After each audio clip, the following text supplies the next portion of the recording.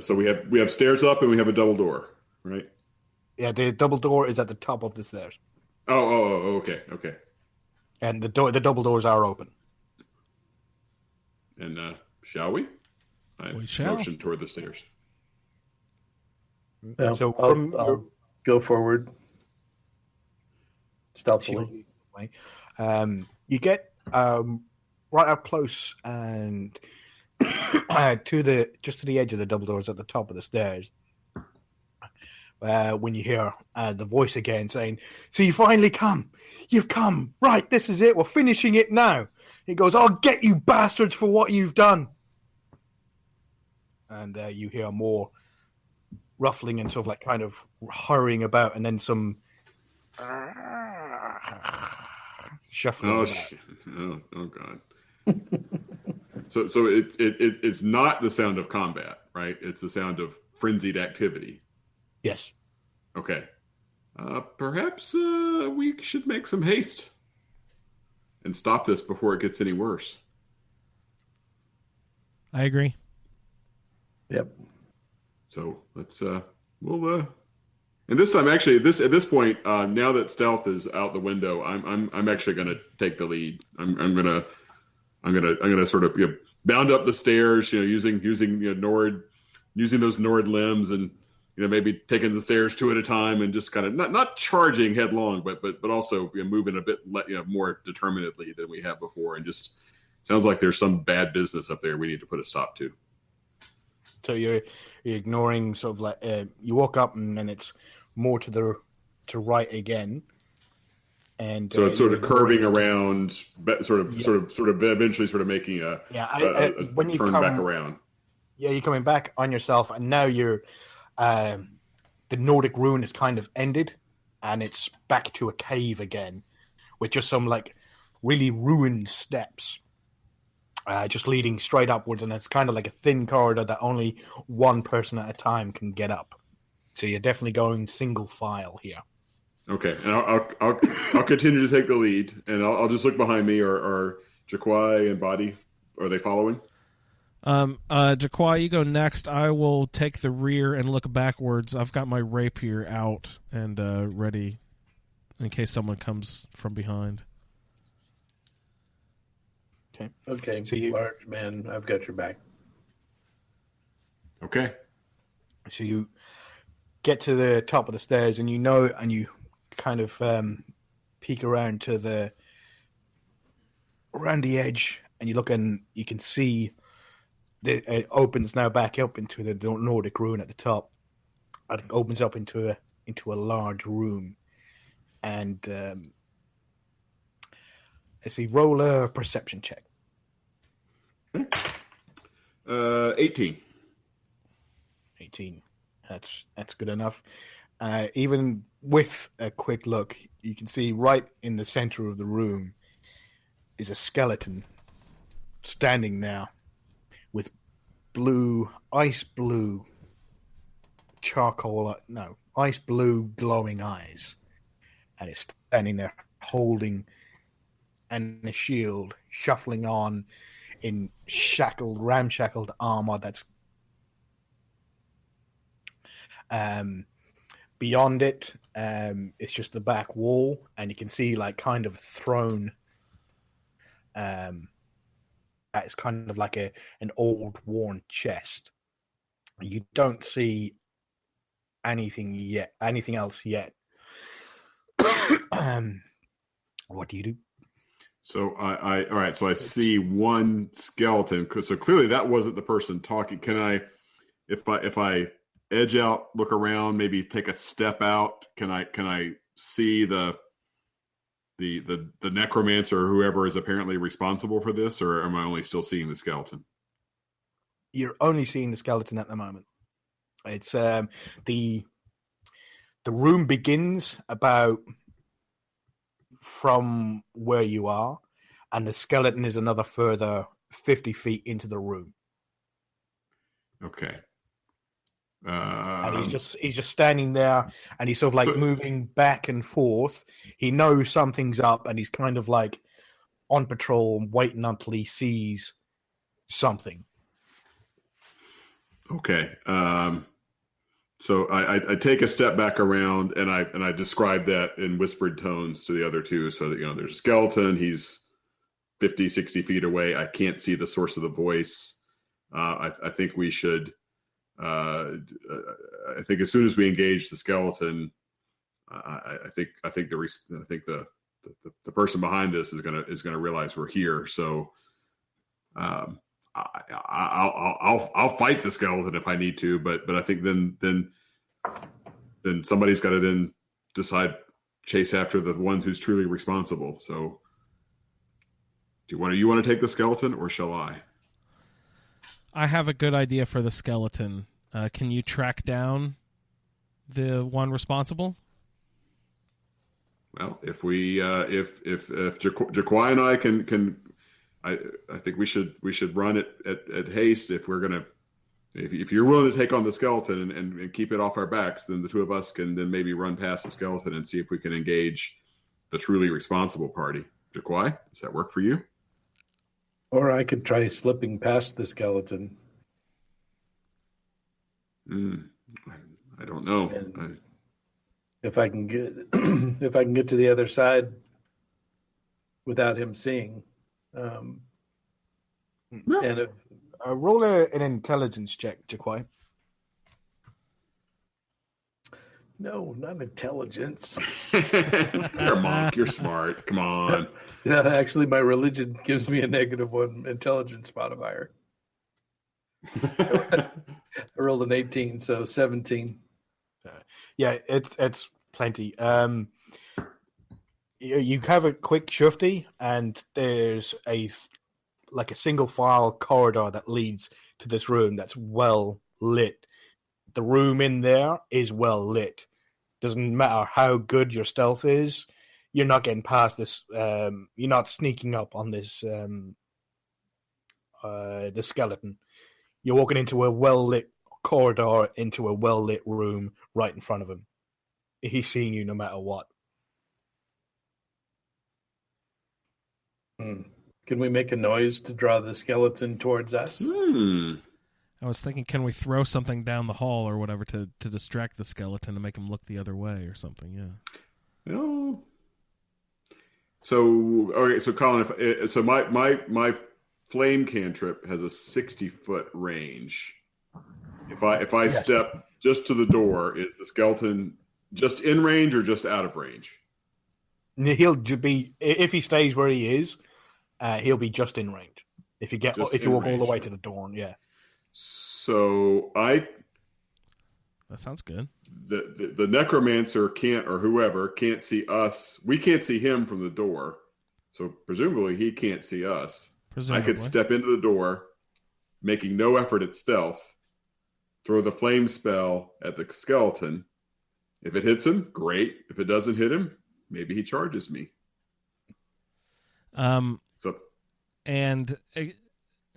me if this is stepping way over bounds. Is it possible for me, after the priest does his action, for me to run within 30 of the person responsible, the necromancer, shall we say, and cast one of my spells at him? Like, is that possible to do, mechanics-wise? Well, from where I am, or from Luke's description of the room, you know that it's 50 feet to the edge of the corridor that you're going to have to walk into to get to the edge of the room.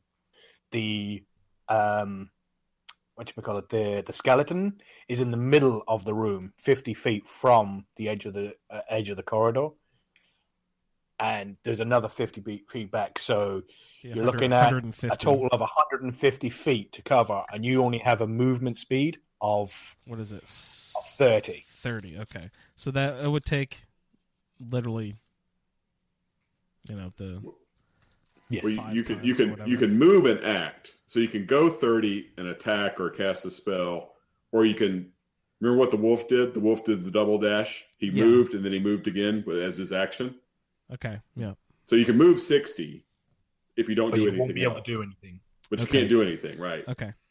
So you could close on the skeleton is 100 from me. All right. The skeleton's about 60 because I can just barely reach the skeleton with my 60-foot radius, with my 60-foot Okay. attack spell. So no one is actually close enough for me to really do anything. No. Okay. To be able to get close to it, you're going to have to get inside the room. And so I think the idea of trying to lure the skeleton, I like that. I think draw him closer to us. Yeah, and that's why I'm willing to sort of stand in the open and draw the skeleton because whatever's in this room can't see us because we can't see him. Yeah, he can't, so he shouldn't be able to see us. So we can draw the skeleton away. He'll know something's up, but he won't know. He won't know where we. He won't be in a position to directly attack us. True. So that's. And as I'll give that a shot if you guys are ready to back. Jaquai can dart, or you can because if I don't take the skeleton out, it will come after us. I think I've got my sword out. Hopefully, I can help in some way. So what I'll try to do, Colin, is it's a single file corridor. I'll step in to the room, a couple of steps. So the play, I'm not doing it, but the plan will be I will step in a couple of steps to give them room to come out from behind me, so that we can all face off of the skeleton if the skeleton does indeed come after me when I cast the spell. Yeah, go for it. And again, I don't know. So as you're moving around the corner to walk down the corridor, the other two are following you. Right. Yeah. So So we'll all sort of pop out. I'll take 2 steps, cast the Sacred Flame spell at the skeleton, and I'll make sure I've stepped in enough so that I'm not blocking the 2 of them. And they're both small and nimble. I'm assuming they'll be able to scurry around me and be able to get into the room quickly if they need to.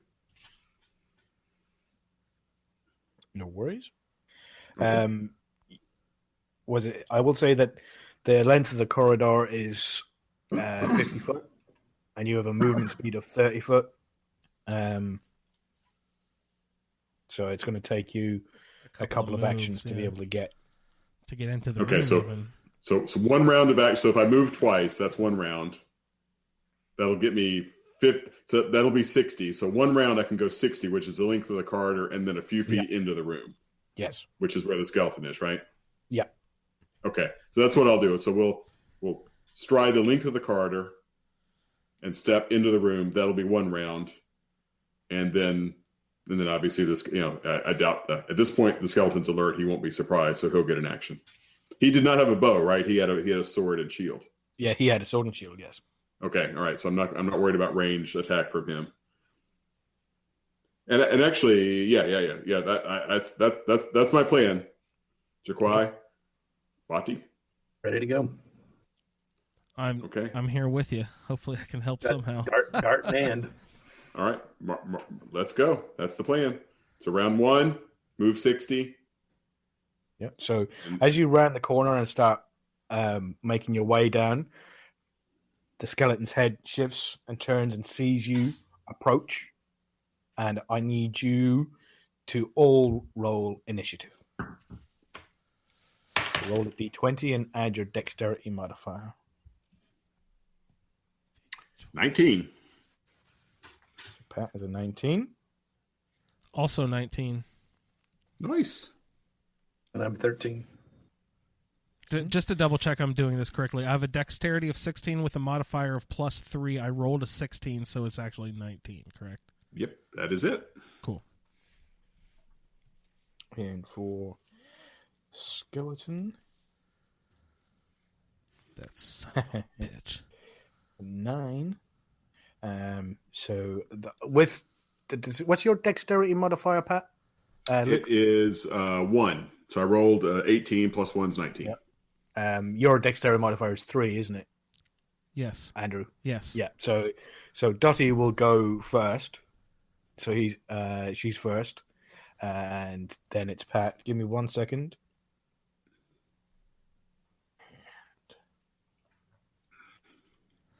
I don't have a lot of spells you can attack with You necessarily. you can declare. I damage. mean, Colin, I'm not sure exactly. I mean, there's an opportunity attack where you basically just pause. I mean, And I if the can skeleton still. closes, I have you can piercing. take your attack later, right? I have piercing damage with my rapier. I can take a stab at him real quick. No, but I'm not but even. I'm not close enough. He's still 40 he's too feet far away. into the room for a melee attack. That's why I was going to do the He's spell. 40 feet away. But if he you're right. closes on us, That's true. if he closes on us, you could have an opportunity attack.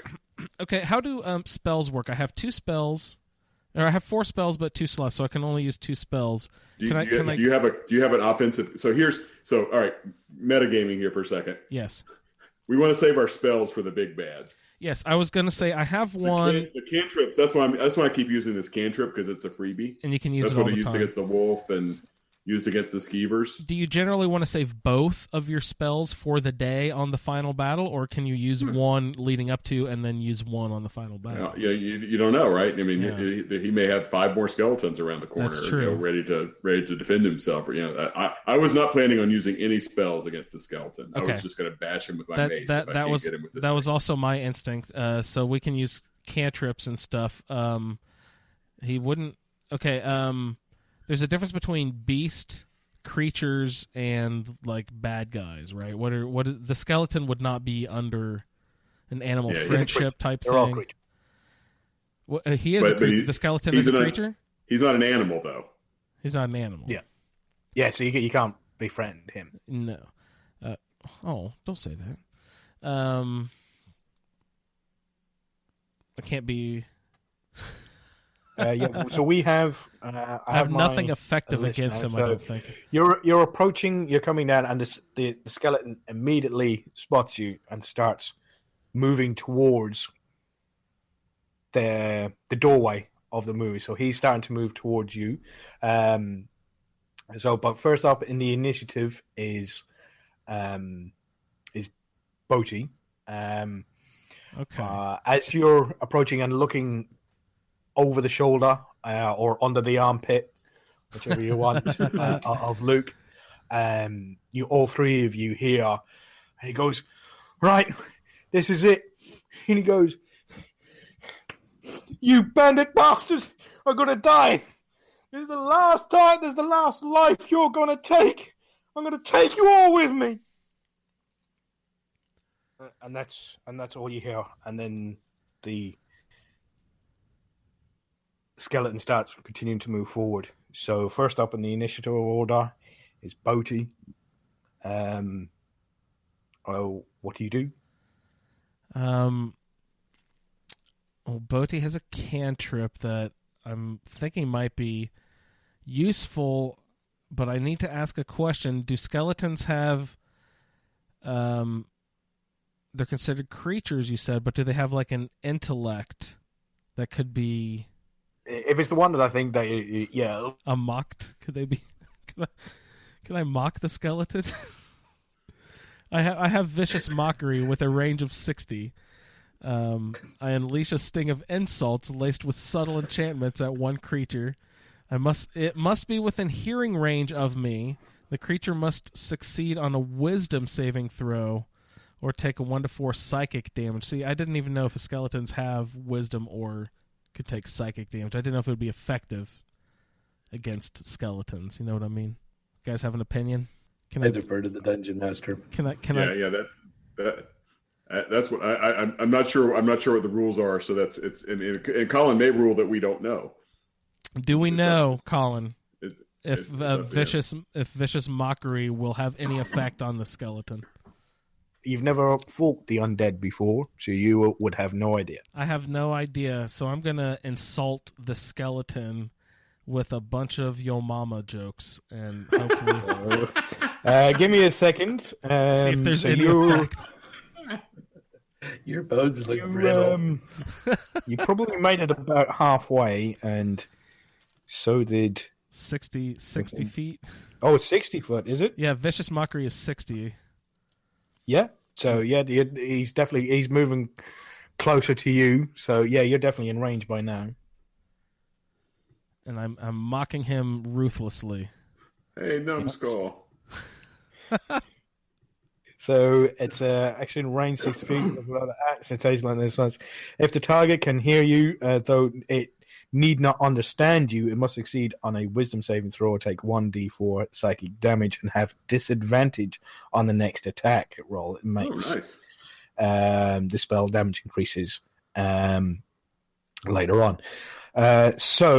Wisdom saving throw. So your spell DC was a 13. So let me have a look at me skeleton and a wisdom of -1. Nice. So reset that. Oh no, it makes 15. Oh no. Oh, So- darn it. You what do you say to him? What do you shout? The little Bosmer girl hiding behind the huge Nord with the shield is shouting behind. But again, you see that little green bit of magical smoke venture out from her lips as she speaks this. Your mama so fat when she sits around the cairn. She really sits around the cairn.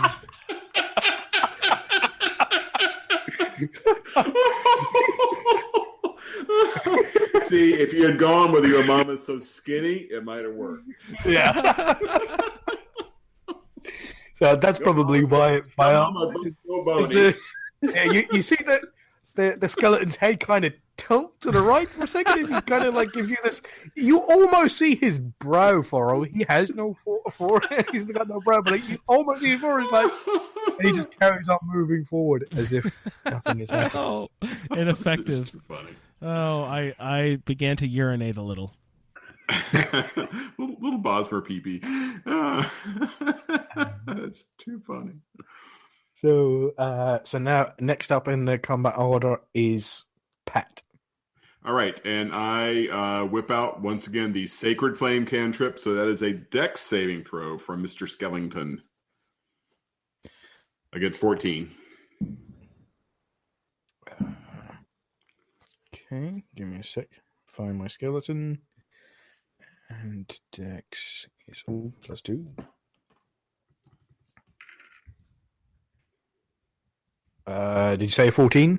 14. He rolled a 14. Oh, damn it.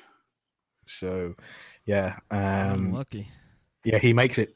So, yeah, again, you cast this descending light, but he kind of just shrugs it off and carries on motoring forward. Okay. So for my move action, I think because I get a move plus an action, right? So for my move, I'm going to advance, maybe 20 feet or so, making sure that I don't block Jaquai's dart trajectory, but I otherwise move myself between the skeleton and the other two. And I figure I've got this tanky armor for a reason. I'm gonna make use of it. So I move forward and prepare to defend myself against the skeleton. Yep. And Jaquai, you're behind. You were in the middle, weren't you, Jaquai? Yeah. Yeah. So, was it Luke makes it into the room and he's got his shield up and you see him cast again this golden light to try and descend, but the skeleton just shrugs it off and carries on moving forward. And as he gets to the edge of the room, Luke sort of like holds up the shields but stands to one side, giving you enough room to sort of like venture in. So how close is the skeleton to me now?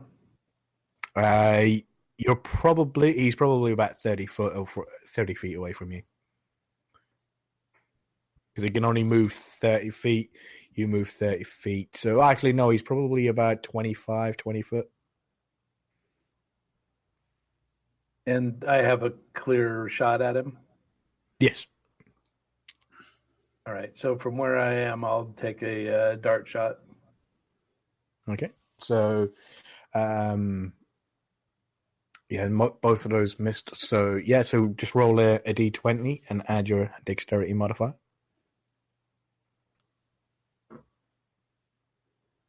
All right, so I rolled an 18, Nice. and my dexterity is +4. And So plus your 22. proficiency, that's +6. Yeah, so 24. Sure. So there you can go and that definitely hits. You can go ahead and roll damage. All right, so that's a D4. Yeah, it should be 1d4 piercing, if I remember. I rolled a 2. And you add your dex and I think it's just your dex and your... No, and your proficiency bonus. So that's you add the 6 to that as well. Okay, so 8. Nice. So that's 8 damage. Does he take full versus piercing, or Sorry? does the skeleton take full damage from piercing attacks? Yes, it does. It doesn't have any immunities to that, I don't think. Okay. No, it only has immunities to 1, and it's not that. So yeah, it takes full damage from that. How much was it again? 8? 8. Okay. So, the skeleton, you throw the dart, any particular place you wanted to hit it, or?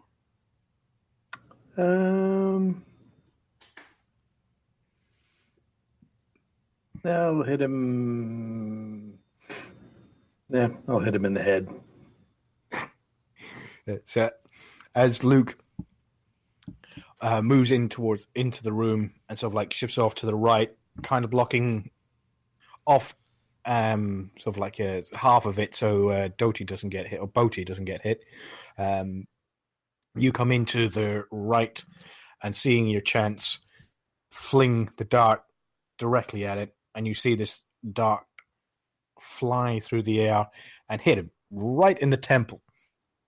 What it actually does, you see it, the skull actually starting to crack around where the dart actually entered, and spreading up the side of the temples and down into the jaw. So you actually done some serious damage to the skeleton there. Nice. So is that your turn, Donnie? Are you going to stay where you are? You probably got another 10 feet of movement. So Stay back. Luke is still between me and the skeleton, right? And I yell, "Stay back!" Yeah, I'll stay where I'm at. Okay. So, from the opposite side of the room, there is, kind of because of the way the way the walls are colored, you kind of didn't notice these pillars that are actually quite the same color as the walls, that are quite close to the walls.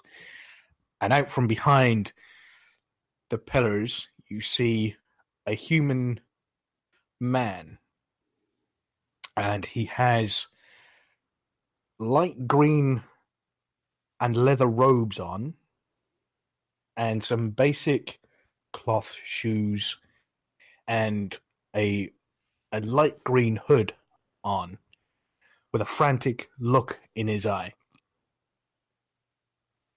And he points his fingers out, and he points them at you, Luke. And let me find him in here. Let's see what he does. So you see him shifting his fingers and mouthing a very small incantation, and then with a point of his finger, a small round ball of fire springs from his hand and leaps across the air towards you. So I need him to make a ranged spell attack. So that would be his intelligence modifier. So it's +3. 2 is +5. Oh, he rolled a 4. Yeah. So with his frantic and panicked look, and you can see now he's completely terrified at your presence, and he even though his voice tells that he's going to kill you, you can actually see the terror in his eyes, and it's too much for him that he darts out from behind the pillar and shoots the fireball at you, and then runs back in, but completely missing you, and just bashes up against the wall behind you. And he goes, "There's a lot worse than that. I'm gonna kill all of you for what you did." We are no bandits. Yield, and we may spare you. Are we to assume this is the person whose voice we heard earlier? Yeah, this is the top of the rooms. Go ahead and make a persuasion check, Okay. Luke. All right, I'm not any good with that, but I did roll. Is that plus charisma? Yes. That's an 18. Adjusted. Nice, great.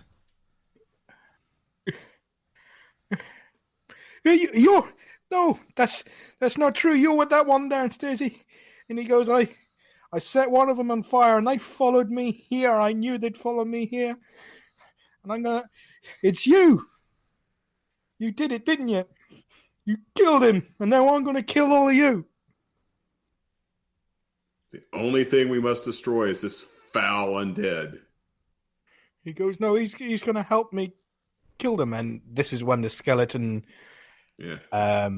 gets to you, and seeing as you're the one who shot at him, and you're the most prominent one, he's gonna go for you, Luke.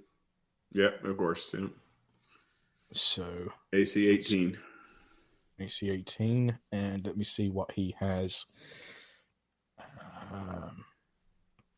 He has short sword melee. He has +4 to hit, range 5.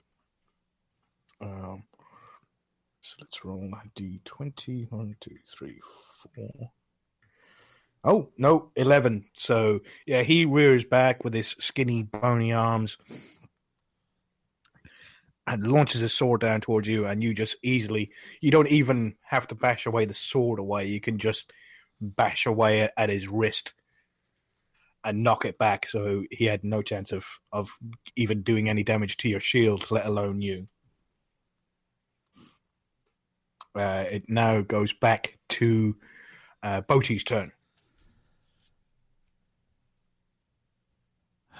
How far am I away from the skeleton at this point? I was right behind. He's right up against Luke. He's right in Luke's face. He's within 5 feet of him, and you're probably behind the doorway behind Luke.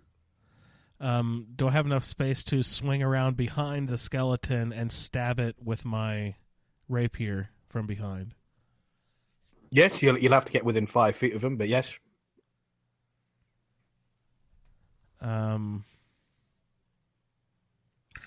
Do I have any knowledge about the hit points of the skeleton? Will this be the final blow? Do I know that beforehand? You don't know. And how far away is the man with the fireball? Oh, he's right all the way back. Fireball is a range of 120. So he's all the way back at the back of the room. Very far away. And it's fireball, not fireball. It was a fireball. You'd all be cooking right now, even if he did hit the wall. Yeah, explodes. Yeah, I will. Against better judgment, I will pull out my sword. Well, it was already out. I will see if I can, in one motion, move to the skeleton from behind and stab it in the back of the head. Well, you can get to the front of it. You can. I mean, you've got enough movement. You can sort of like walk up to it and then round the back of it if you want. Yeah, I just thought it would be good to have us on both sides of it.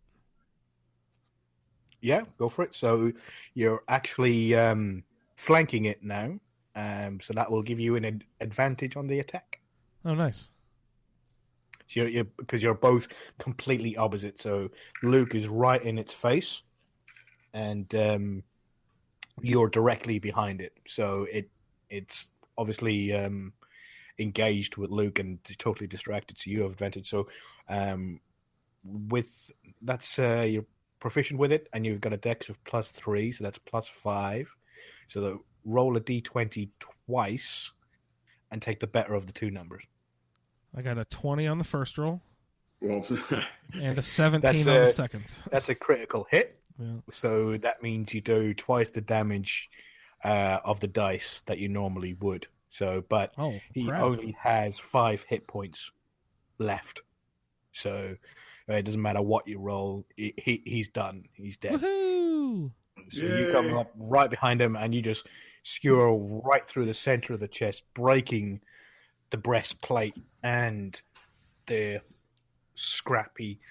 crappy armor that's still the remains of the scrappy armor that was on the front of him, and it falls down, crumbles into dust and bones onto the floor, and it's now Jaquai's turn. no, wait. Oh, that's. I had the 19. Oh yeah, sorry. Yeah, you're next. Sorry. Yeah. So how? Okay. So the human who shot a firebolt at me and missed is behind a pillar, right? Yes. How far away is he from me? It's like over 120. The room is total of about 100 foot long, so he's about maybe 80 to 90 foot away from you. Oof. Okay. All right. So I stride 30. Take my movement of 30, mm-hmm. and pause. I mean, I clearly have no ranged weapon in my hand, and yeah. So I'm holding my shield for defense, but I'm not in any way making an offensive posture.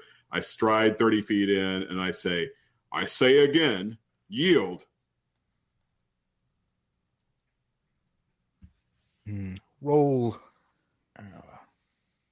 Roll a persuasion check one more time. Oh, he ain't buying it.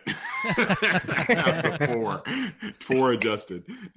He is not buying it. He's feeling threatened. He goes, you wouldn't have come here. Otherwise, you're here. You're here because of me setting fire to that one and killing the one downstairs. And he goes, that's where you're here to come get me. But that was my plan, and I've got you now. And I'm going to kill all y'all.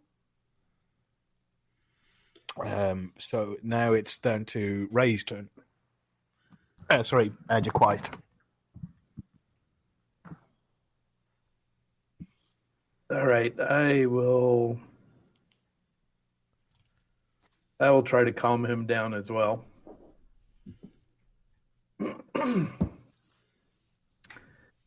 So, rolling a 12, and I have +3 for charisma. Yeah, because you're a Khajiit, you get. I gave you quite a lot of charisma. It should have went to your strength, but I thought, nah, fuck him.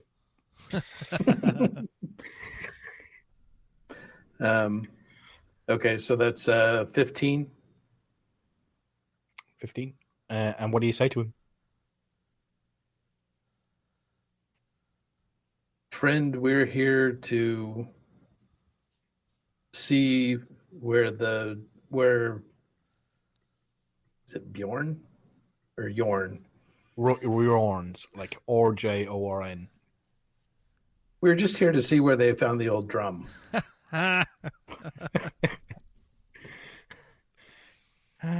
Our bard friend here has a thing about historic instruments. We'll help you set the bandits on fire if you want us to. He sort of like looks around and at the other side of the pillar and sort of like, increase look, and you can still see the panic, and the sweat is running down the sides of his face. And he goes, I start purring. And he kind of gets this confused look at. I didn't see any catmen at his camp. He goes, You didn't kill my brother? No, we did not kill your brother.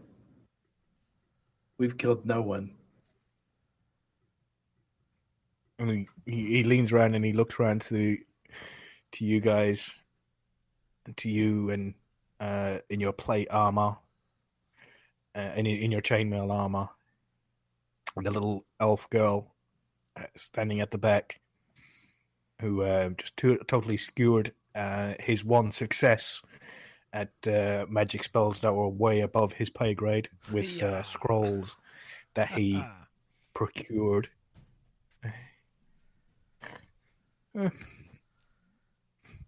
Okay. And he sort of like kind of sheepishly puts his hand, but still kind of afraid. And he doesn't. He sort of like backs away, but his hands are down. It's not in a threatening manner anymore. So I'm still closest to him, right? Because I didn't move. Yeah. All right. So I will not stow, but I will lower my shield hand and my mace, and I'll sort of like hold them out, sort of like arms to the side, still with them in my hand. I'm not stowing them, but I'm walking towards him, with my hands, clearly raised, and said, "Friend, have you gotten yourself into trouble that you didn't really understand?" Oh no! I'm very intelligent. I understand a great many things. And I knew what I had to do. I knew what he would do. He goes, if they had hurt me, he would have killed them. But they hurt him, so it was down to me to kill them. I mean, did bandits kill your brother? Yeah, it was the first time that we'd been up here. I mean, I was supposed to go to the college. He said he was so proud of me, and I was going to go to the college, and I was going to train with Tolfdir and all the other mages. But then they sent me a courier, and he said that my brother had died just outside of Wolfcreath on his way home. And they said bandits had attacked him and killed him, and he always protected me, so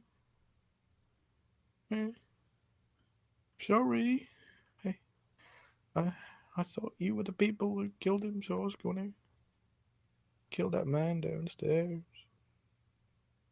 The man downstairs may have been one. And at this point, I stow my shield and I stow my mace, and walk over to him, and I very, very slowly, one hand outstretched, open-handed, very slowly walk over and say, "I'm Luke. Let us help you. These are my friends. We're no bandits." He looks at you and he goes, "People carry germs, you know. You don't want to just go around touching anybody." No. I know. I'm a man of medicine. I know of science. We killed skeevers below so that they wouldn't carry germs. You're a man of religion, so you can't be that intelligent. And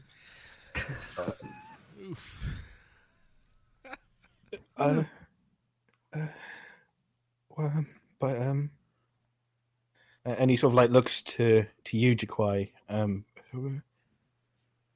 What do I do now? I haven't killed them, so I can't go home. I have to kill them all. That's what he would have done. He's sort of like completely blanking you. He's seen the symbol of Kinnereth on your hanging from your neck, and he's seen the on your shirt. So he's now leaning towards who's sort of like who was talking earlier on about sort of like coming to explore the ruins and have a look around. Seemed like a man of intelligence, so he's sort of like he's looking towards him. So he's looking at you, Jaquai. So revenge is not the answer to your question. Your brother wouldn't want you to avenge him. You don't know my brother. Your brother would have avenged for you, but that's because that's the kind of path he was on. You're on a different path. And if you intend to avenge him, then you need to get further down the road. That's what he always used to say. And learn how to apply yourself more. I think you should go to the College of Winterhold and, do what your brother had wanted you to do in the first place, which was, learn this path of magic that you're interested in pursuing. Men of religion may not be as intelligent as others, but we know wisdom when we hear it. Brother Khajiit speaks the truth. He gives you a very sort of like patronizing thank you. Sort of like bowing his head, thanks. And then he turns to, he goes, I think I need to go home first, though. They sent him back, and I haven't been back since. But he was the one who's going to take care of the farm. I guess I can't go to college now because I'm going to have to take care of the farm. And he looks completely like disheveled. Although he's got like robes on there, they're all kind of sticky and stinky, and he's all sweaty and horrible. And then suddenly he just falls flat onto his face, just pure exhaustion. When you arrived here first thing in the morning, he'd been up for days waiting for these bandits to show up. And he just they said that the fight, everything onto it, just totally takes him over, and he just falls flat, his face, unconscious. And I, when I realize he's fainted, I go to him and I minister him with all medical skill. I've got. Yeah, I mean, he's not injured. Yeah. He's but but I go like You see, there's a small cot that's hidden away in the corner, with a little like a book stand next to it, things like that. Well, not really a cot; it's sort of like just a bedroll type thing. And you take him over there and sort of like lay him down. Next to where this little bedroll is, there's two books stacked on top of each other. I can't help myself. I look at the books. There's two books. There's one that's fairly new, and it's leather. Both of them are leather bound. This one is sort of like the very first one is sort of like a light tannish, and the other one is quite a bit older. Which one do you read? First, of course. The first one is you don't recognize most of it. You know it's about magic, but you don't understand it. It's full of glyphs and things. You know what it is. It's a spell book. It's where a wizard records all of his spells for ritual casting, and sort of like where he makes notes of all the components that he needs and how to prepare his spells. So every wizard has one or maybe two as a bag. And I would expect that's his. That personally belongs to him. Yeah, it's his little personal book, and then the other one. So I show it to the other two. I say it's his spell book, and I put it down on the bed next to him, and then I look at the newer book. The other book is it's a journal, and it's this is the older book. The other book was the newer book. This is the older book, and it's a journal. Do you read? Scanning through it, obviously, but do you start at scanning through the front or scanning through the back? Front first, yeah. Run So through it's a journal. It looks to be. Is it sort of his? Does it look like a personal journal that he's written? Yeah, it's like a personal journal. It's just a diary that he writes that keeps his thoughts, and it says that his name is Elandian. It's a Breton name, and on there it says of Cropsford, which is a little town in Cyrodiil that was started by some Bretons about 200 or 300 years ago, and that's where he's from. It's Elandian from Cropsford. Give me a second. I lost my thing.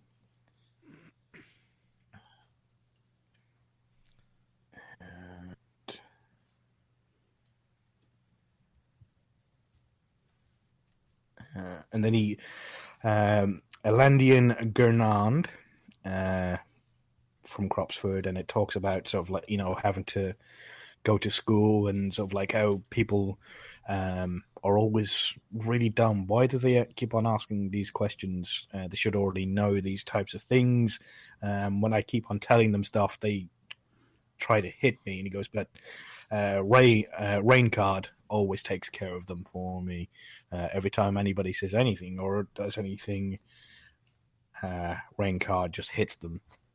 And it goes on like that as you're sort of like flipping through from page to page of where somebody will say do something that's very ordinary for some movement, but he just finds completely stupid and sort of like unneeded, and he tells them so. And his brother has to step in and sort of like prevent it. And you get to the back, and it just tells of how Raincard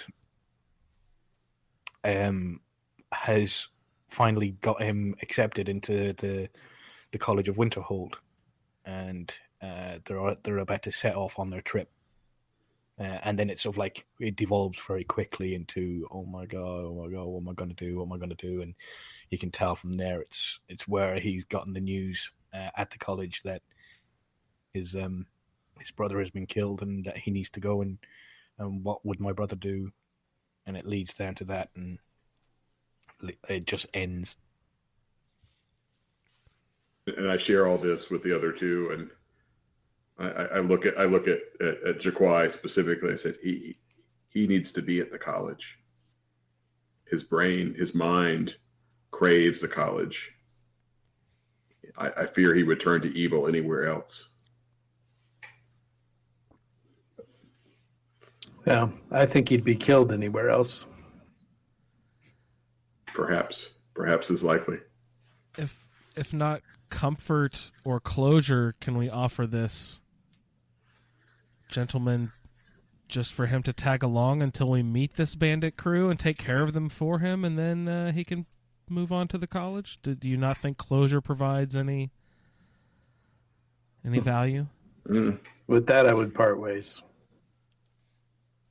Then he's unstable. Off to the college, sir. You need the guidance of dear Tolfdir. So he's lying there, and you take the opportunity to take a short rest. You sit around and you discuss things from that happened, and sort of like anything you wish to say. A short rest is like over an hour, and you recover any things that you may have used. Obviously, you only used cantrips and attacks. There's nothing. You still have all your spell slots and everything like that. So, great. And you took no damage from what I can remember. Nope. Is there anything in this room? So while he's resting, we can search the room for anything that doesn't belong to anything that belongs to him. He does.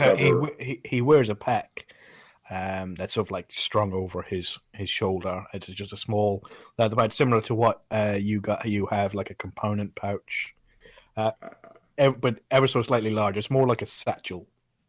I don't disturb that. I would not disturb that. I don't know if the other two might make a different choice, but I don't touch his pack.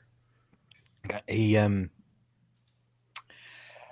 you have a look around the other room. You have a look in the treasure chest. Obviously, it is open, but it's empty. there's nothing in there. You do venture over to the other side of the room where there's actually behind one of the pillars there's another skeleton lying inanimate, just lying on the floor with a burnt piece of parchment next to it. You think he may have gotten very, very lucky with the one skeleton that he managed to raise from the scrolls that he acquired.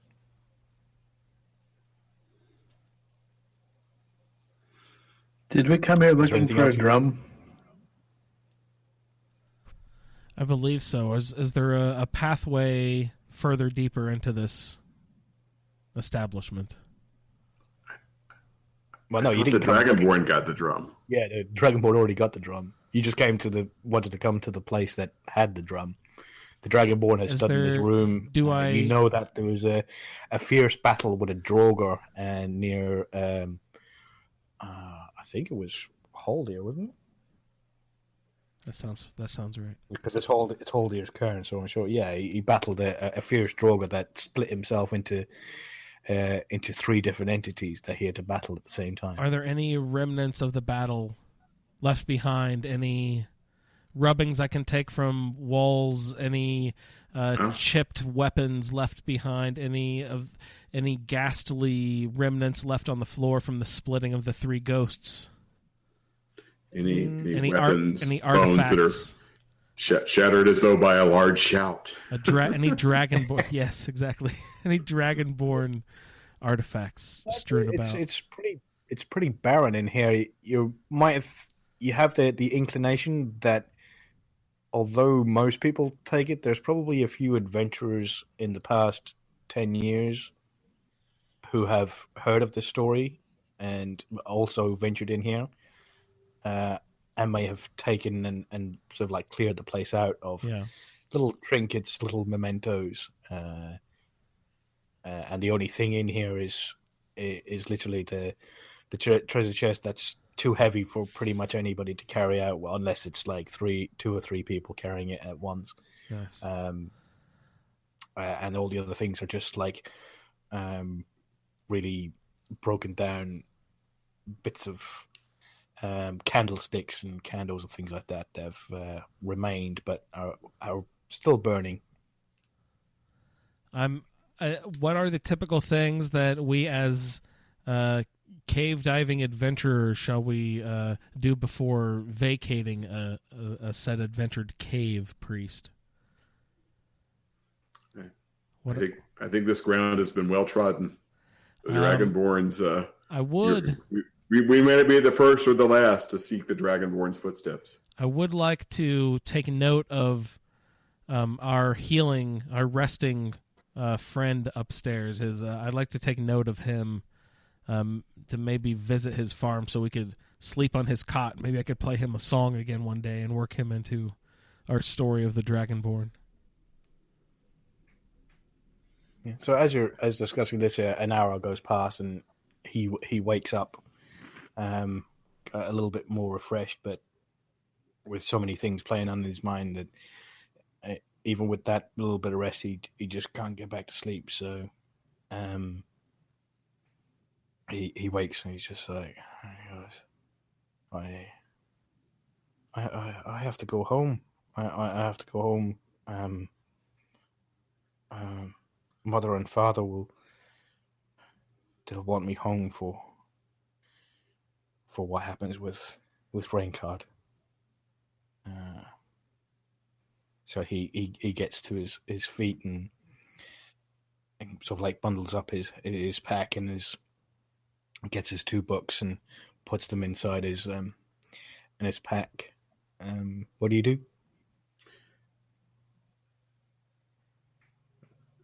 Atlantean, are you? Should you not go to the college? Would your parents not want you to go to the college? Well, no, I have to go. Well, I'm the only son now, but no, his body just went there, and I haven't been to see it yet. And I know I need to go home and tell him I'm sorry. And and tell him thank you for everything he did. I need to go home. Do you have funds for safe passage home? Yeah, I can. The inn near the border, every once in a while, he said a cart will come by and they can take me from there. So he starts to sort of like slowly, sort of like saunter along towards the doorway and start heading down. I will call to him one last time. Please, sir, I will gladly help honor your brother with a tale or a song if you will hear my persuasion attempt to get you to go to the college and forget your parents' farm.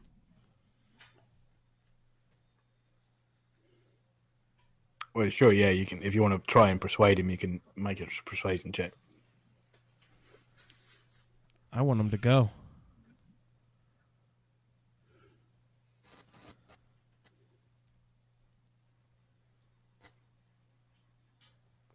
Yep, so roll a d20. 15 with a +3. Is that correct?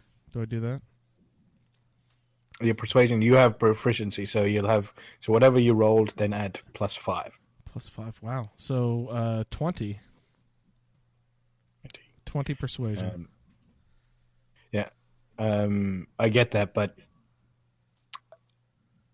there's not much you could say to him to get him to not want to go to the grave of his dead brother. You would have to have a lot higher roll than that to be able to persuade somebody to, like, you know, for the brother who all his life looked after him, that whenever anybody said anything wrong to him or sort of like threatened him in any way, was there always next to him and always encouraged him, saying that he was so smart, and for him just to go off to the college and it's not going to happen. Even with that role, you can't convince him not to go back and visit the grave of his brother to say goodbye. So he slowly saunters on. And he goes, "I know I've got to go home," but he sort of like stops and he goes, "Oh,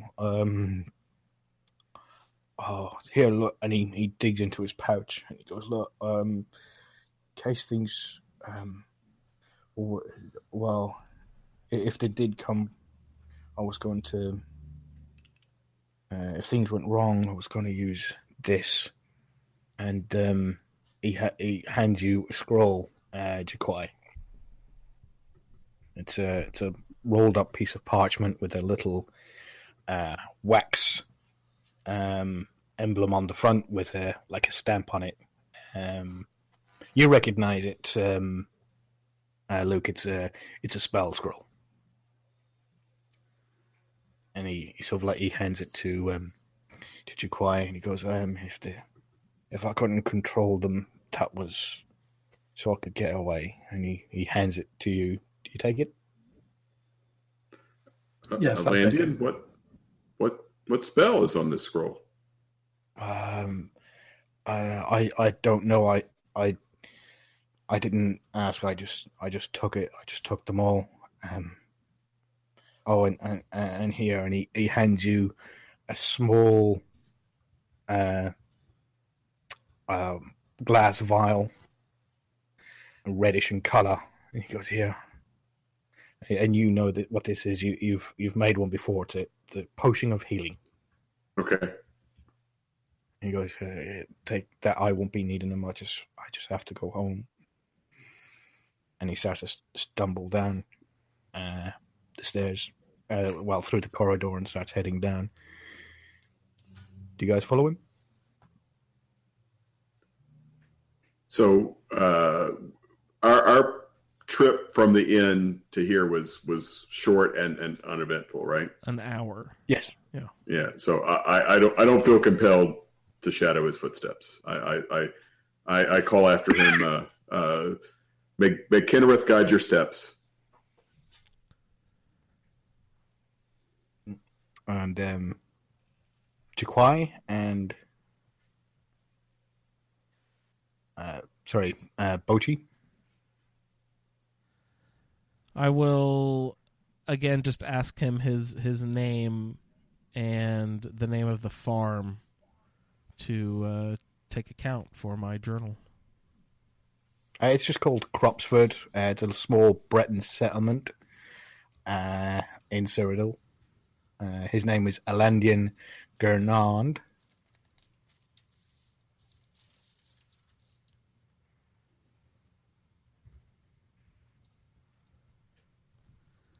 Chances are we'll never cross paths again, but you never know. It is good of you to remember him. I just watch him leave.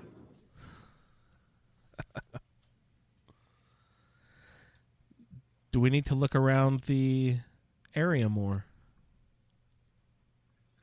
Why? There's no drum. Yeah. No. So that was. I mean, that was what since we really didn't need to rest, since we didn't use any spell points or anything. I used that time while Alandian was recuperating. I used it to search, and I think that's where we found kind of nothing. Yeah. Right. And I would make sure that all the corpses were, if we found any other corpses or mummies or anything else, they literally have. I would make sure they're truly dead. Pick off their heads. And they've all got garbage on them. They're just literally, it's horrific. Really old tattered armor that wouldn't be worth anything. Old iron rusted swords that, the only worth in it is the tetanus shot you'd need after using it. That's it.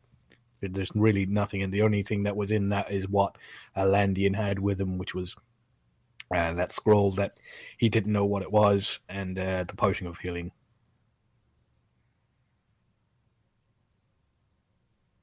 But there was. So we should go talk to Alpi, and because there was talk of a reward by the Jarl, if I remember that poster correctly.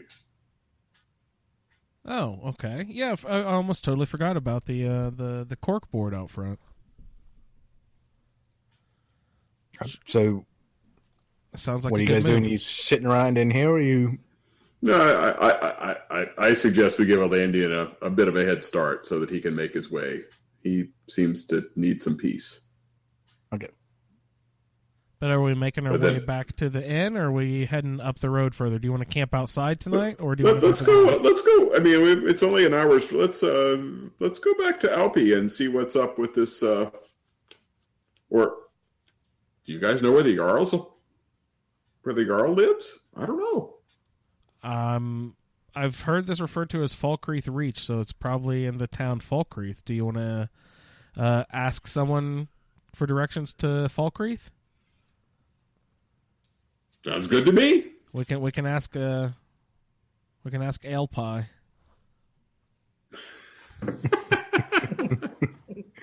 So you guys head downstairs, back the way you came down, and up, and you pass through the doorway, past a little I don't know what they call it, little stone pillar type thing. Walk up to the edge of the cave, and you step outside, and I need everybody to roll initiative, please. Oh man! I know what's happening. Oh, natural 1. Oh no! Natural 20. Oh shit! 11 and 11. So you come to the mouth of the cave and you hear screaming and yelling. One of the voices being Landian, and another voice saying, "Hey, Bo, it didn't did he work? He must have fucking killed all of them. I can't believe it. Fucking get him."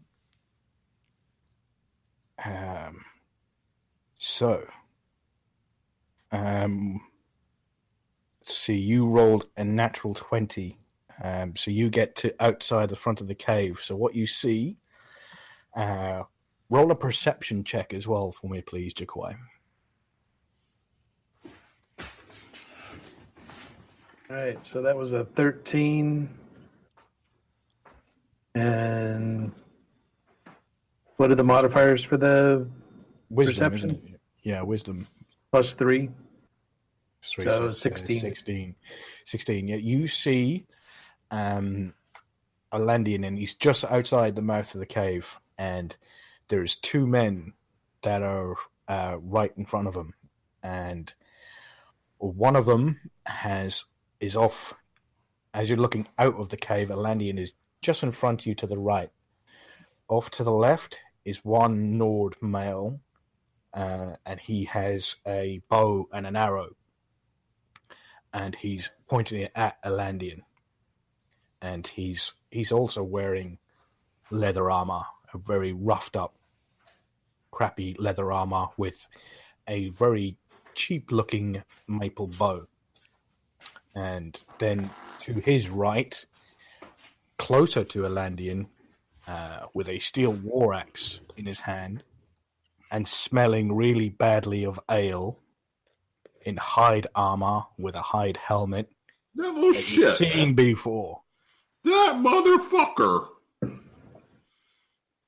now advancing on Alandian. Alandian, you can see, has an arrow in his side. Oh, Jesus. Oh. And he's screaming as loud as he possibly can. And he's holding his hands out in front of them. Thumbs touching and his fingers splayed. He's slowly saying something to himself as the man approaches him with the axe. So, what do? You are probably 10 foot from Alandian, and I'd say 20 foot from the man with the war axe that's closest to him, and you're at least 40 foot away from the man with the bow.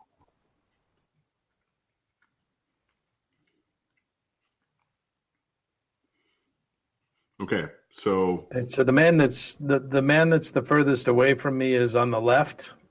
Yes. All right, so I go into stealth and move off to my left.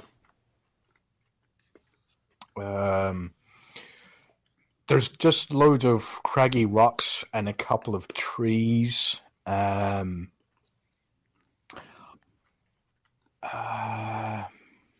Yeah, roll a stealth check, but it's going to have to be pretty high. All right, so I rolled a 13 and add 6, so 19. No, they both see you coming out of the cave. They know you're there. Whether they're going to be worried about you, first of all, is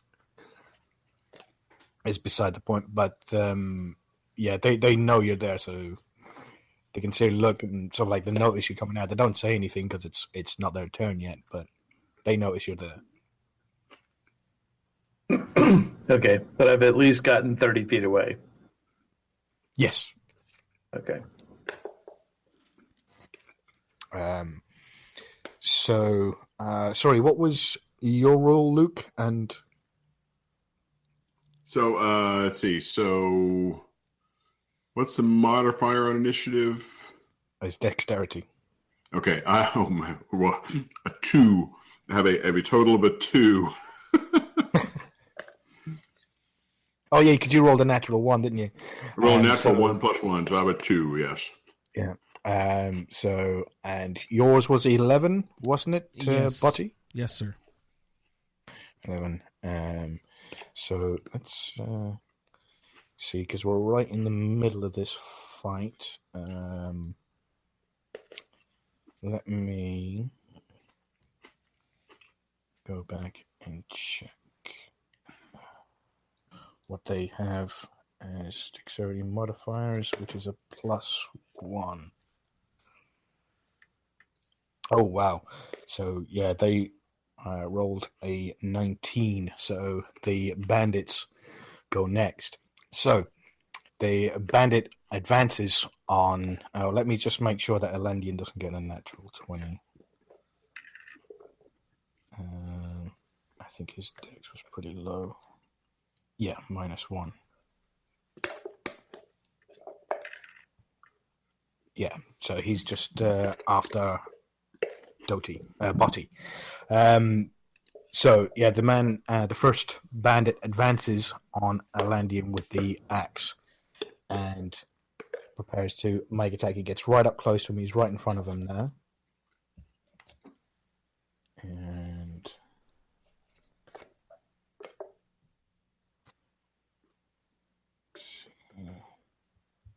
it has +3 to hit.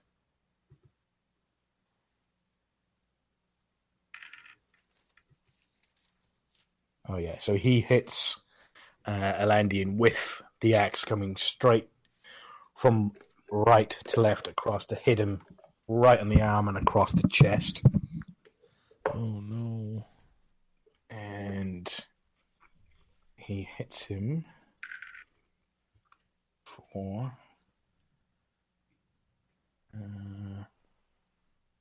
1d6 +1. So he hits him for 3 points, which is lucky. So he's really badly hurt. His gash going right across his chest, and blood starts to pour forward and coming out over the top and staining all down the front of his robes. The other is the other bandit, and he has got a bow. And he also shoots at Alandian. Damn it. Bastards. And his bow is also +3 to hit. And he gets a 21, so he definitely hits him. And what damage does he do? A bow does 1d6 +2. Oh gosh, that sounds like a lot. He gets a 6, so he hits him for 8. And Alandian goes down. The arrow just hits him square in the chest, and he just rolls back and falls flat on his back. Out for the count.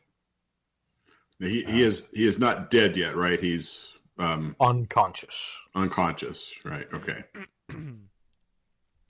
So next up would be Botti.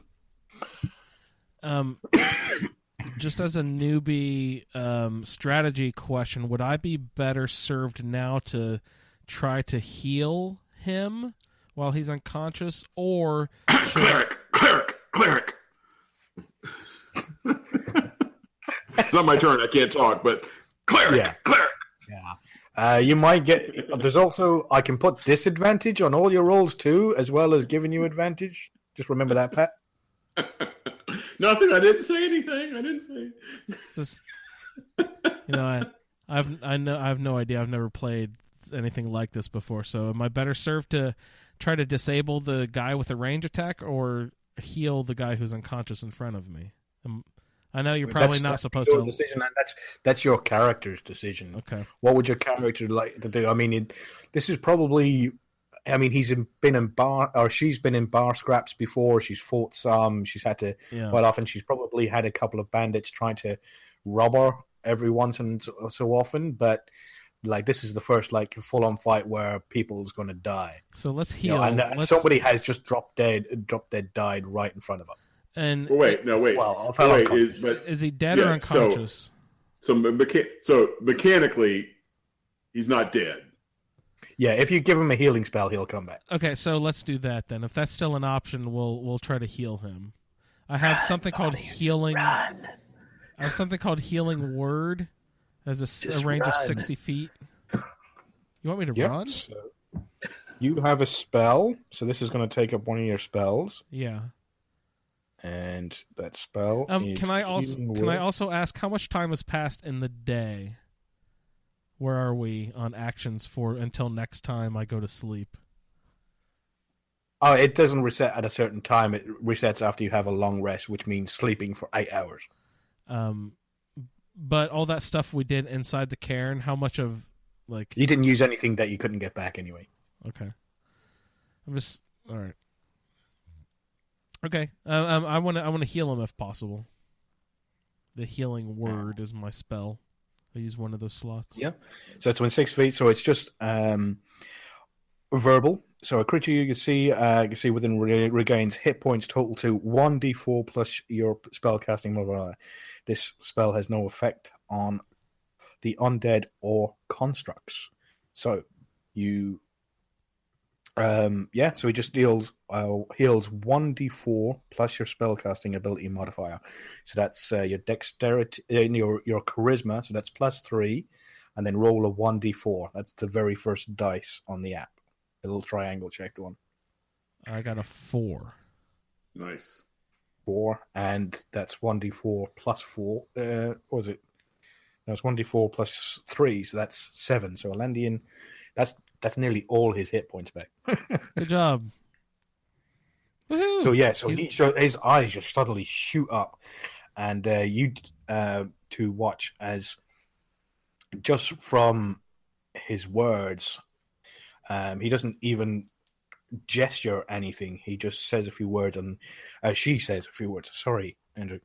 And this green sparkling light with golden flecks in it stream through the air and head towards Alandian's body and surrounds it for just a second, and then suddenly his eyes shoot open again, and he's awake and kind of like, sits up for a second, and from there it's actually, luckily, because that's now Alandian's turn and the order. So seeing now that the bandit is standing directly over him again, you see what Jukwai saw earlier on, is that he puts his hands out, touches both his thumbs together, and splays all his fingers out, pointing them towards the bandit in the hide armor, and he casts Burning Hands.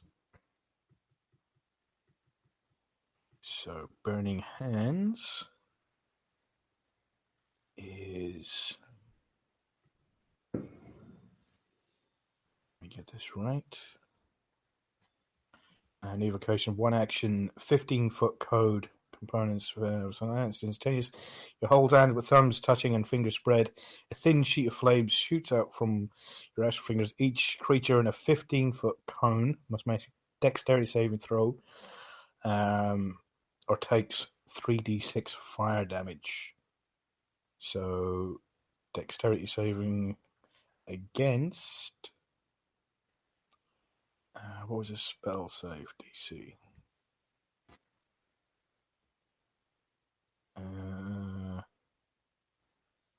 Was 13.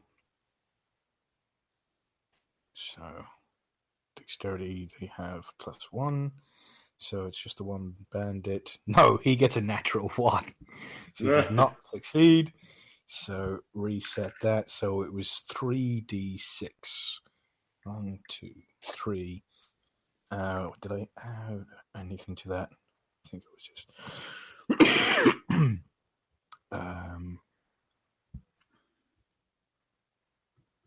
hands.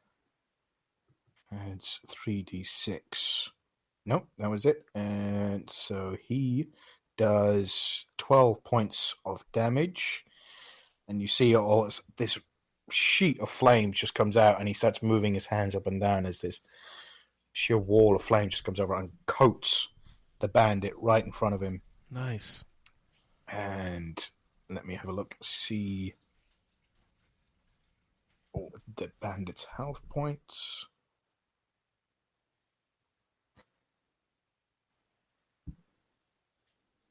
And he has a hit point of 11. He toasts him. literally fries him from the roasts him from the outside and just coats him all in fire, and screams from the bandit. It's kind of nice actually to hear there's somebody that this vile in that amount of pain, and he just and then falls over, lying flat dead. From the opposite side, you hear the other bandit saying, "Jesus!" Not Jesus, Talos. He's so now it's Luke's turn. All right. So all right. So one bandit's toast. There's two bandits, right? One is toast. One is how far away? He would be about 40 foot away from you, and he has a bow and an arrow, and he has it cocked. Okay. Or so for my ranged spell attack, that's just my spell attack D20 plus proficiency plus modifier. Yes. Okay. All right. So I am going to cast against this guy Guiding Bolt. So I will make a attack which has a range of 120, so he's well within range. Yes. And I get a 22. Ooh, nice. That's definitely a hit. All right. So a flash of light streaks towards a creature of your choice within range. Make a ranged spell attack against the target. On a hit, the target takes 4d6 radiant damage, and the next attack roll before the end of my next turn has advantage thanks to the mystical dim light glittering on the target until then. So that shithead takes 13 points of damage, and the next attack against him, if he's alive, gets advantage. It doesn't make any difference. Although Elenian didn't have that one strike, just completely obliterates them. Did you want to describe your kill? No, I am just so pissed off at these fuckers right now. This is just the absolute righteous fury of a cleric of Kinnereth, calling down every ounce of his skill and just lasering a bolt right through that little shit skull, and it just burns his head to a crisp. He falls down dead, dropping his shitty bow and arrow on the ground. Yeah. Like the righteous power of the divines, you see as he just holds a javelin of light in his hands, and it just streaks across, and it's kind of, you can't really look at the bolt, you can't see its complete form because it shines so brightly, and it just embeds straight through the face of this bandit that had just killed your newfound friend, or just knocked unconscious and badly injured your newfound friend, and it just knocked right through the face and just obliterated him, knocking him dead on the floor instantaneously. And at that point, so we're out of combat. Yes. You are. Okay. So I run over to Alandian and ask him, did our friend's spell cure? Are you still injured? Are you okay? Yeah. I mean, he's stopped bleeding. No, I think I'm fine. I didn't know where I was for a second there. He goes, I'm so sorry I caused you all this troubles. I'm so there, but that was them. That's the ones I seen over at the tower. He goes, but he walks over. He sort of like crawls over to the one that he burned, and he reaches over and he grabs hold of the steel war axe and sort of like holds it and then rubs it and just says rain card. And he's just kind of out of it, just like bleeding, but not, well, he's stopped the bleeding, but he's just sort of like, just out of it, just for the next few moments. If there's any business you guys wanted to take care of. So he picked the guy he burned. He picked up his axe. He picked up his steel war axe, and so what recognizable possessions or does this guy have a Because that's the guy that was in the bar, right? That was in the inn. Yes, that was the Does guy. he have any recognizable shield or necklace or anything? No, just make an investigation check. Are you just looking at him, or are you looking at both? I'm looking at his possessions. Landian has the axe. I'm looking at his possessions to see if there's anything he has that's recognizable that Alpi will recognize. I get a 13 on the investigation check. So yeah, he hasn't got that much on him. He's actually a little richer than the one that you find inside the cave, and he has 1 gold piece on him. It was like, it deep in his pockets. You're probably thinking that he let on that to everybody else that he had it, but yeah, he has 1 gold piece on him, and he had also an empty vial of skooma. And I see that. I control myself, but I can't, and I crush the vial in my hands and let it drop to the ground. Assuming that I have the strength of, yeah, definitely, yeah. With the strength of, I think it's pretty high. The strength of 19. I make every effort to just grind it into powder and just drop it onto the ground. That's amazing. And then, I ask Landian, may I borrow that axe just for a moment? I'll give it right back. This was my brother's axe.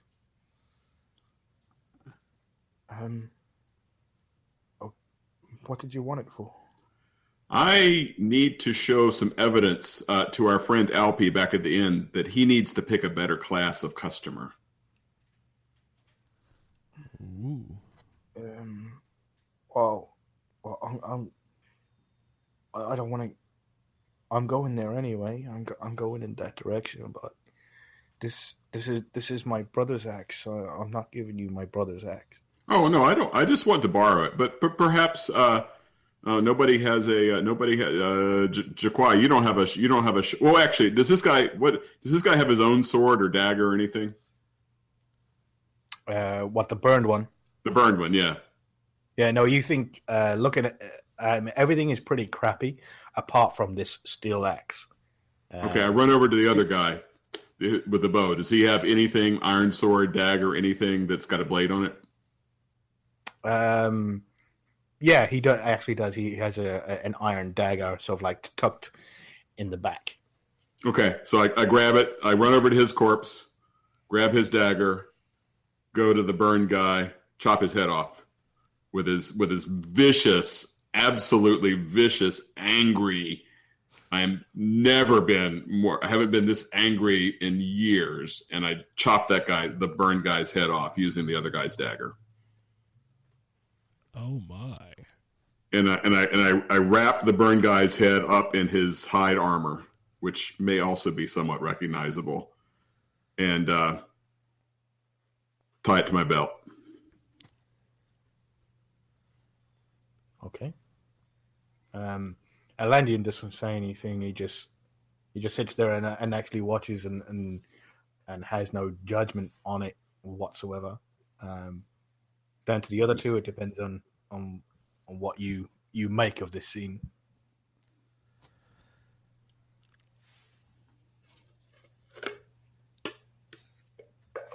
Being a wood elf, my first instinct is to scour the scene to see if there's a bow and arrow salvageable anywhere.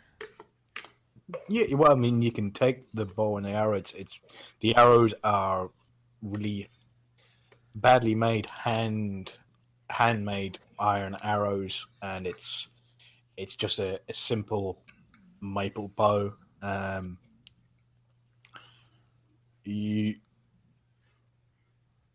Yeah, it's just a simple bow. So just add down on your equipment that you've picked up a set of a bow with a quiver with 9 iron arrows in it. Wonderful. Do I need to specify the type of bow or damage it does or anything? Oh, we can get back to that later. Okay, great. I'm glad to pick up a bow and 8 arrows. Bati, while you're over there, search that filth. See if he's got anything on him. Oh, I don't like touching these things. Fine, I'll do it. Humans are so dirty, but I'll do it for you. Yes, okay. I'm over here. I'll do it. That's fine. Roll an investigation check. Okay. Is that a 20?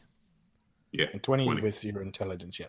And intelligence of +2 will give me 20. Nice. Oh yeah. So yeah, not as rich as the other guy. You find like 4 silver on him. All right, and I'll toss that into the community pouch. And there's also a half-empty vial, little glass purple vial of skooma. And in a joking fashion, I toss that towards the cat. To quiet. So I scowl at the wood elf and stomp it under my foot. I say, there, kitty. Say that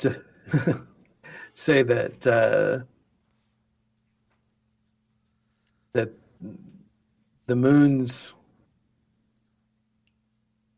have set this man on a dangerous path, and twice he's faced death and has been spared.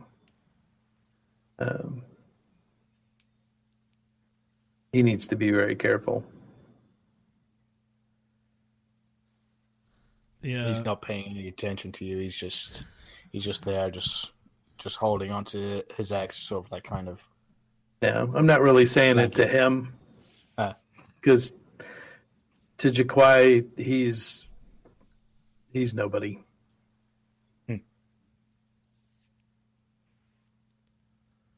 So, with everything sorted and you have your prize, Luke, you go to help Alandian to get to his feet, and you go to make the walk up to Alpi's Inn. Oh, yes.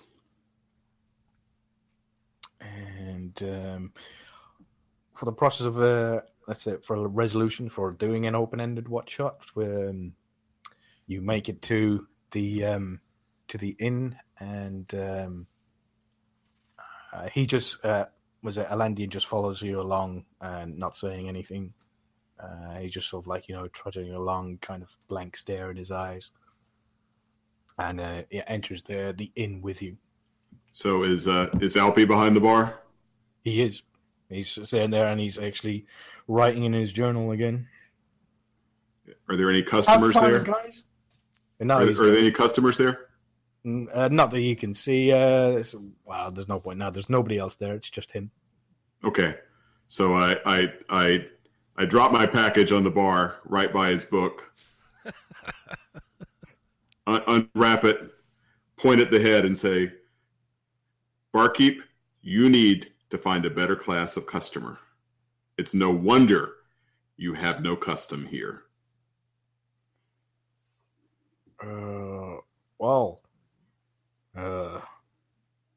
That's certainly a sight I didn't want to see again. But while it is Skyrim, I take it he got into it with you folks. What's more, he got into it with this young man's brother. And I motioned at Alandian. That Breton fella? Yeah. Shit. I just thought he was just some drunken old loner. He'd come in the morning, stinking of piss and booze, and then he'd just drink more booze and then just fall unconscious. No doubt using your booze to chase some other poison.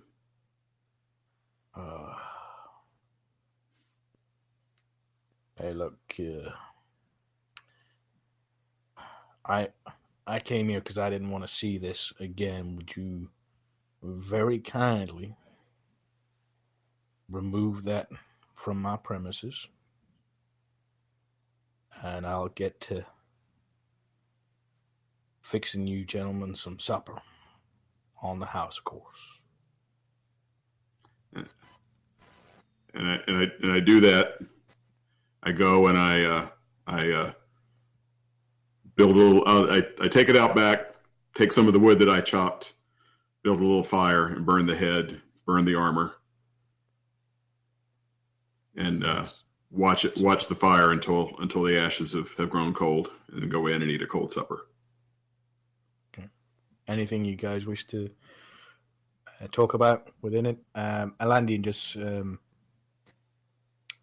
he doesn't drink. He doesn't sort of like motion to pick up anything up. He sort of like, picks up a bit of cheese and sort of like takes the tiniest of bites of it and then just puts it down and lays his head on the table and just falls unconscious again.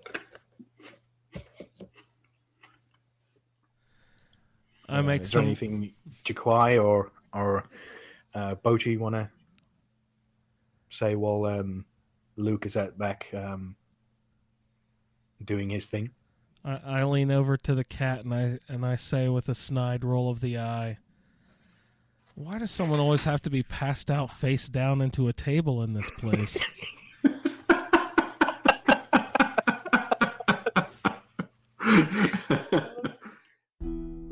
Thank you for downloading this edition of Skyrim 10 AD.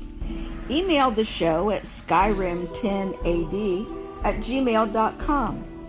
For more information, please visit asapodcasting.com, where you will find a Skyrim Addict podcast, the Fallout feed, and our Amazon link, which benefits the Cystic Fibrosis Foundation. Find our social media in the show notes. Thanks for listening.